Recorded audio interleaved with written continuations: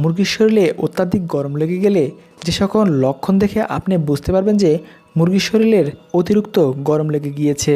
আক্রান্ত মুরগিকে স্বাভাবিক অবস্থার চেয়ে অস্থির দেখাবে। মুরগি পানির পাত্রের উপরে হুমড়ি খেয়ে পড়েও থাকতে পারে। মুরগির ঘরের যে দিকের তাপমাত্রা তুলনামূলক কম, মুরগিগুলোকে সেই দিকেই বসে থাকতে বেশি দেখা যাবে। আক্রান্ত মুরগির শ্বাসকষ্ট দেখা দেবে। মুরগি হাঁ করে জোরে জোরে শ্বাস নিতে থাকবে। আক্রান্ত মুরগির ঝুঁটি স্বাভাবিক মুরগির ঝুঁটির চেয়ে বিবর্ণ হয়ে যাবে। মুরগির পাখা ফুলিয়ে রাখবে, অর্থাৎ শরীর থেকে মুরগি পাখা দূরে সরিয়ে রাখার চেষ্টা করবে। মুরগি ঝিমোতে থাকবে। মুরগির ডায়রিয়া এবং খিঁচুনিও দেখা দিতে পারে। কোনো কোনো ক্ষেত্রে অত্যাধিক গরমে শুধুমাত্র হার্ট অ্যাটাক করেও মুরগি মারা যেতে পারে। বিশেষ করে বড় আকৃতির মুরগির ক্ষেত্রে বিশেষ সতর্কতা অবলম্বন না করলে এ ধরনের সমস্যা বেশি দেখা দেয়।